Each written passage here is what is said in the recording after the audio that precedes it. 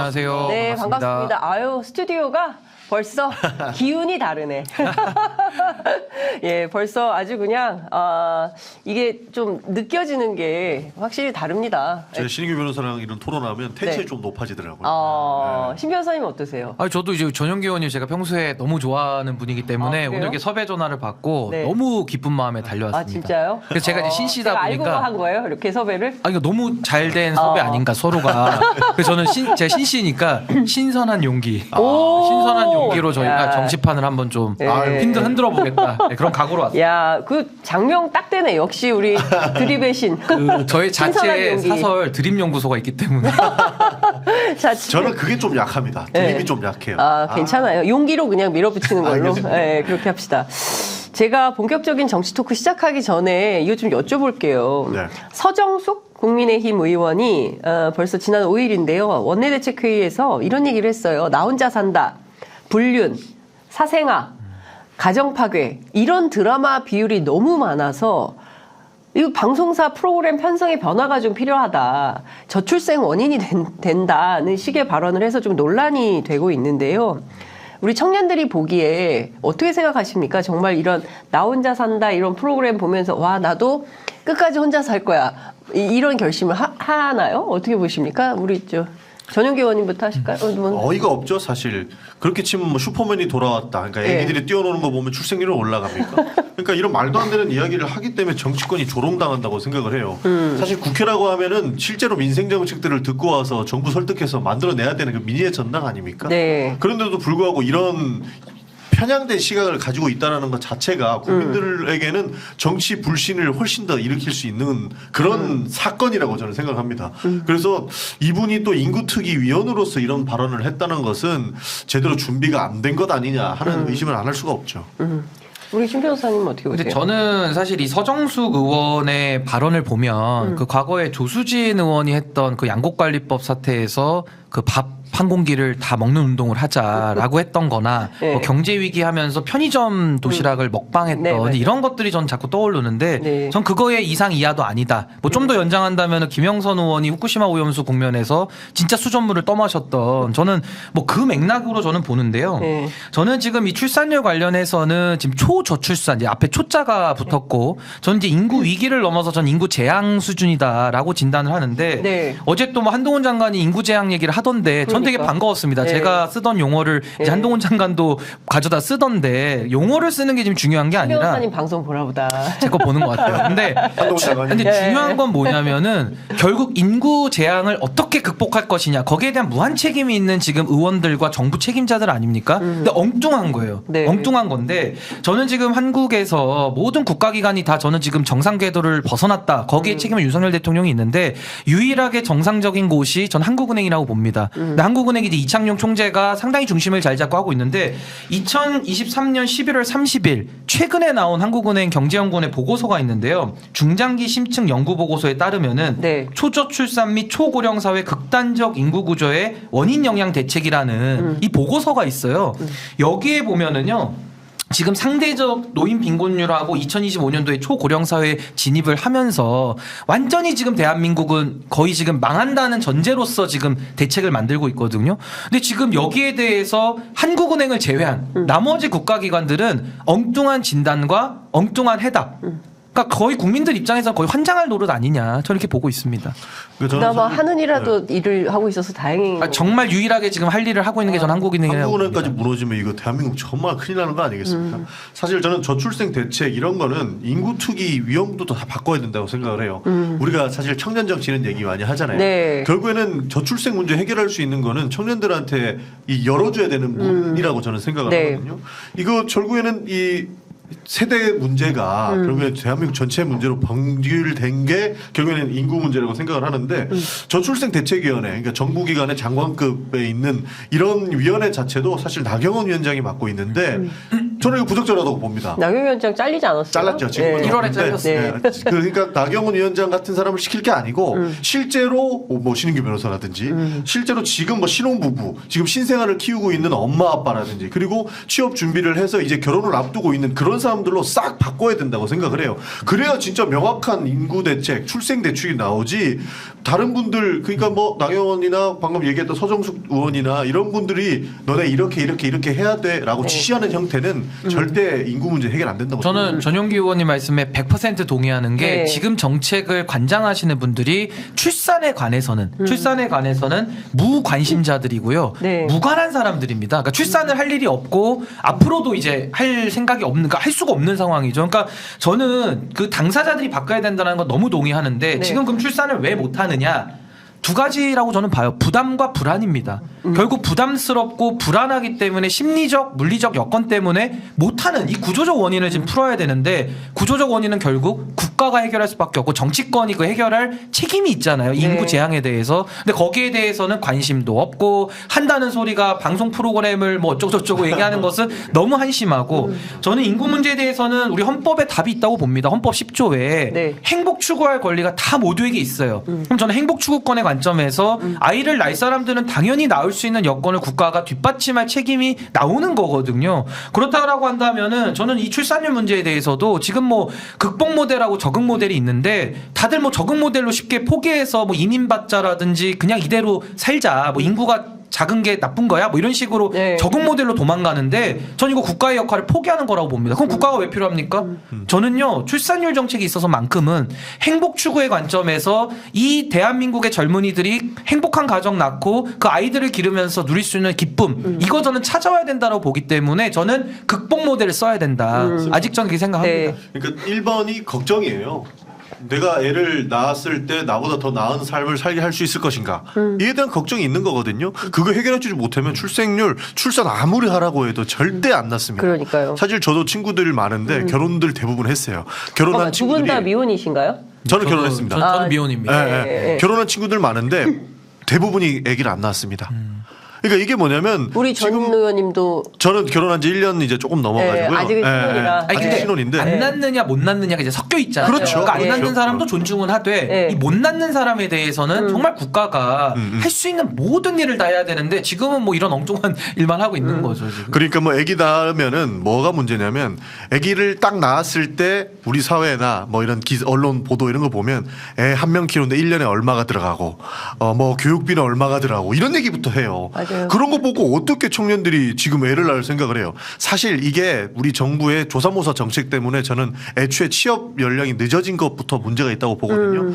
지금 한국 남자 같은 경우에는 취업해가지고 이제 정착하기 시작하는 연령이 28세 그리고 여성 같은 경우 25세, 26세 이 정도 되거든요. 예. 근데 28세에 시작을 딱 해가지고 이제 애 낳고 살 수 있는 그런 뭐 삶의 영위가 되느냐? 네. 절대 안 됩니다.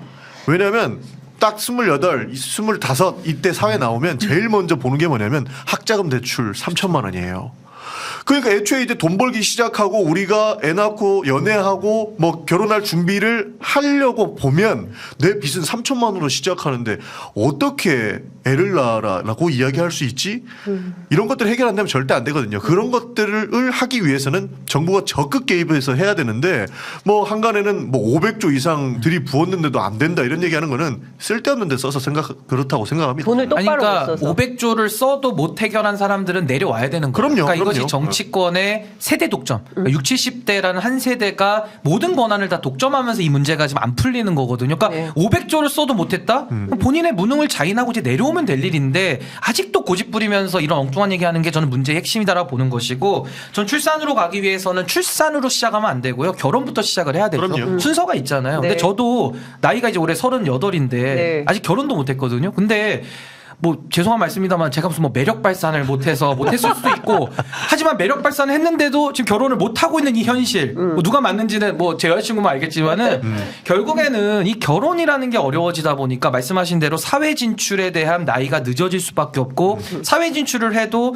정상적인 지금 가정을 꾸려서 살 수 없는 이런 경제적 부담 그리고 복지의 사각지대 이런 것들 때문에 지금 결혼 자체가 불가능한 상황 속에서 우리 사회는 더 이상 이제 공동체를 유지존속하는 이 부분에 대한 위기의식까지 이르게 됐다. 여기에 대한 전 책임을 전 정치권한테 물어야 된다고 생각합니다. 맞습니다. 그러니까 두 분 말씀을 쫙 들어보니까 이 정치에 있어서의 당사자주의 이게 얼마나 중요한지를 뼈저리게 느끼게 되는데 어제는 또 대한의사협회 의료정책연구원장인가요? 이 소아과 오픈런과 관련해가지고 젊은 엄마들이 브런치 하려고 일찍 예약하는 거다 이런 황당한 얘기를 해가지고 또 막 논란이 됐어요. 그러니까 아직 두 분 다 아이가 없으셔서 그런데 이게 진짜 막말이거든요. 막말이죠. 그러니까 예, 이 아이 키우는 엄마들 입장에서 병원 소아과가 완전히 아비규환이고요, 난리거든요. 근데 이런 얘기를 해서 정말 이 젊은 분들이 아기 키우는 엄마들이 정말 이분을 향한 이 분노의 게이지가 계속 올라가고 있다 이런 상황인 것 같습니다. 그러니까 불안을 부추기는 거죠. 벌써 지금부터 들어도 우리 아이가 아팠을 때 병원 어디 가야 되지? 이게 최소한의 요건이에요. 네. 사실 병원이라는 것은 최소한의 요건인데 이것조차 충족시키지 못하고 있고 네. 사실 이런 망언들을 하다 보니까 이 걱정이 해결되냐 이거거든요.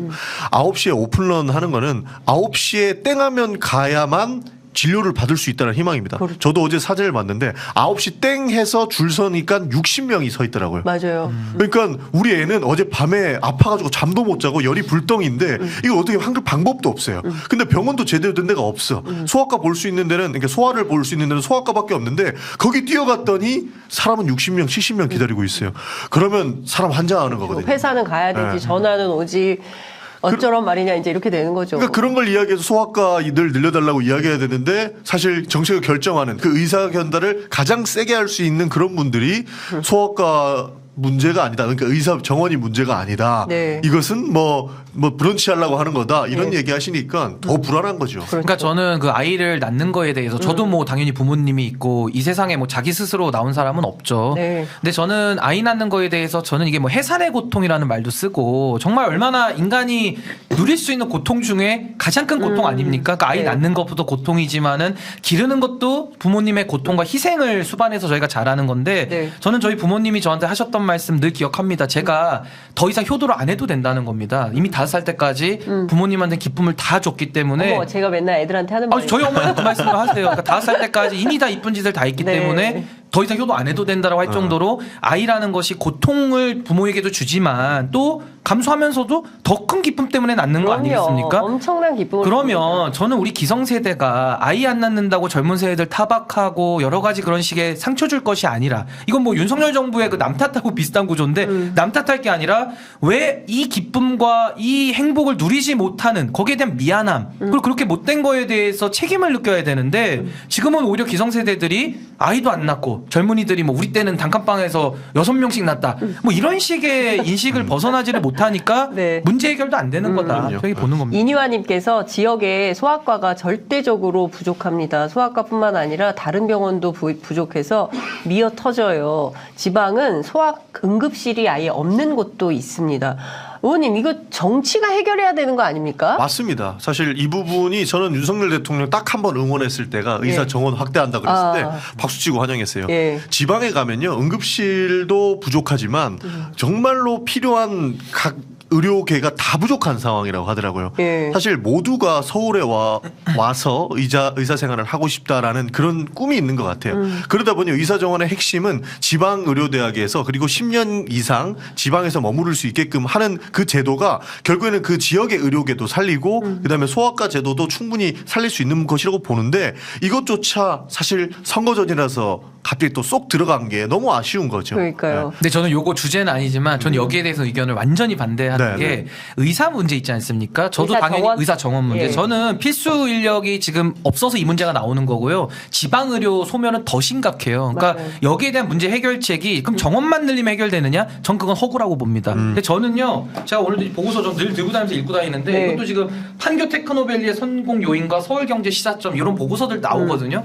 제가 이런 것들 연구하는 이유가 뭐냐면은 지방 의료 문제 내지 필수 인력을 해결하기 위해서는요 이미 수가 문제를 건드려야 되고요 그리고 지방에 사람들이 내려가서 살 수 있는 여건을 만들어줘야 사람들이 내려가지 이거를 의사 정원만 늘리면 다 내려간다 이거 허구거든요 안 됩니다. 그래서 저는 당연히 문제 해결이라는 거 우리가 아마 다 동의할 거예요. 근데 방법론에 있어서는 저는 윤석열 정부의 정원만 늘리는 방식 지금 전용기 의원님도 동의하실 그 방식은 전 틀렸다라고 보고 논쟁이 필요합니다. 근데 저는 필수 인력을 늘리기 위해서는 수가 문제 당연히 이거 해결해야 되는 거고요. 지방 소멸 문제를 전반적으로 고쳐서 사람들이 자원해서 지방에 내려가서 살고 싶은 여건을 만들어 주는 것이 국가의 역할이고 그때 저는 사람들이 내려가면서 문제들이 해결될 수 있다. 저 그렇게 생각합니다. 저도 뭐 동의하는데요. 방법론에서는 차이가 당연히 있을 것 같습니다. 사실 수가 문제 건드려야 되고 비급여 문제 건드려야 되고 지방 소멸 문제 건드려야 되는 거 100% 동의하는데 저희가 그러니까 민주당과 저희가 생각하는 방향이 비슷한 건 뭐냐면 모든 것을 다 건들면은 아무것도 안 하는 것과 같다라는 거예요. 지금 진짜 문제는 지방에서 의료진이 기본적으로 없다라는 문제가 있는데 이거 수가 건들면 수가 또 누가 뭐랍니까? 의협 난리 나요. 그리고 비급여 문제 또 의협 난리 납니다. 지방 소멸 문제는 애초에 정치권에서 해결할 생각도 없는 것이죠. 근데 이런 것들 다 해결하고 나서 의사 정원 문제를 건든다라고 했을 때는 더 정말로 큰 문제가 생길 거라고 봐요. 그러니까 아무것도 안 하겠다는 얘기밖에 그러니까 안 이거는 들려서 비유로 설명하면 이게 깔때기가 이렇게 있는데 네. 필수 인력이나 지방으로 가야 되는 의사 깔때기는 이쪽으로 빠져나와야지 그렇죠. 일로 채워지는 건데 문제는 깔때기를 넓혀놓고 물만 세게 붓는다고 해서 일로 가지를 않는다는 거예요. 네. 문제는 의사 수만 늘려놨을 때 오는 폐해 거기서 오는 부작용도 있거든요. 그러니까 저는 이거죠.